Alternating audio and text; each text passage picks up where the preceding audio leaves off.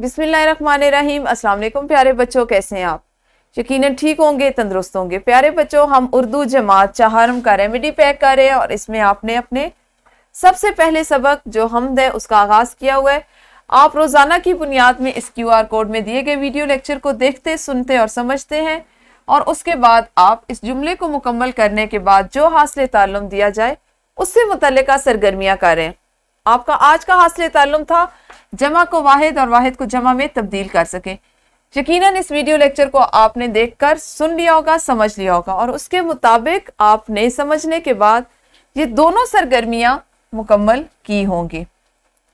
हमने बात करनी है कि अमलन आपने इससे किस तरह से मुस्तफीद होना है। तो प्यारे बच्चों, आपकी बोलचाल में बहुत से ऐसे अल्फाज हैं जो एक ही जुमले में वाहिद और जमा के तौर पर इस्तेमाल हो रहे होते हैं। जैसे आप एक ही जुमला किसी से कहते हैं कि मेरे पास एक खूबसूरत कलम है, लेकिन आप अपने दोस्त से फौरन ही पूछते हैं कि तुम्हारे पास कलमों की तादाद क्या है, तुमने कितने नए कलम खरीद रखे हैं, या तुम्हारे पास जो इसी तरह से आप कॉपी के लिए, कपड़ों के लिए पूछ सकते हैं। मैंने ईद पर एक नया लिबास सिलवाया, या मैंने ईद पर एक नया जोड़ा बनाया। आप इसी तरह से कह सकते हैं मैंने ईद पर 3 नए जोड़े बनाए।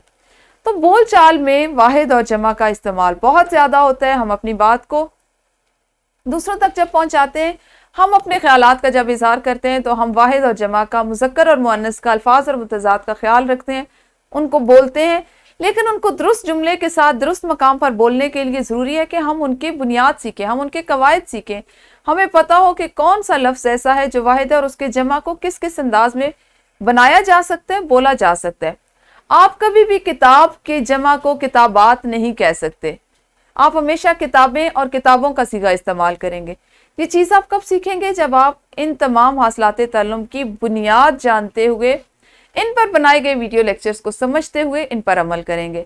यही हमारा मकसद है कि आप ना सिर्फ इस किताब को मुकम्मल करें, इस रेमेडी पैक को मुकम्मल करें, बल्कि बोलचाल में बेहतरी लाएं, अपने सोचने में बेहतरी लाएं। जो चीज़ देखें उसकी जमा बनाएं और गौर करें कि वो कौन से उसूलों के तहत, किस कायदे के मुताबिक उसकी जमा बनी है। इस तरह आपके ज़ख़ीरा अल्फाज में इजाफा होगा, आपकी गुफ्तगू में बेहतरी आएगी। अपना ख्याल रखिए।